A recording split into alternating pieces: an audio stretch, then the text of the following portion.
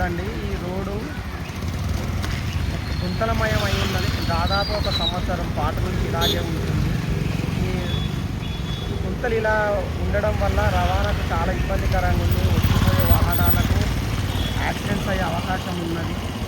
అందువల్ల మరి ఈ మున్సిపల్ సిబ్బంది ఏం చేస్తున్నారు, రోజు రోడ్ల పర్యవేక్షణలో ఉన్నారా లేరా, ఒకసారి దీని గురించి దృష్టి పెట్టి వెంటనే ఈ పరిష్కారం చూపాలని. ఇక్కడ మళ్ళీ ఇలాగే మిషన్ కాంపౌండ్ ముందు కూడా రోడ్ ఇలాగే ఉన్నది కాబట్టి దీనిపైన వెంటనే చర్యలు తీసుకోవాలని మేము ప్రజా వెలుగు పార్టీ వైపు నుంచి కోరుతూ ఉన్నాము. మీడియా మిత్రులు కొంచెం, పత్రికా మిత్రులు కూడా కొంచెం ఈ విషయాలను కొద్దిగా పత్రికలో ప్రచురించి మున్సిపల్ సిబ్బంది దృష్టికి వచ్చేలాగా చూడాలని మీకు విజ్ఞప్తి చేస్తాము.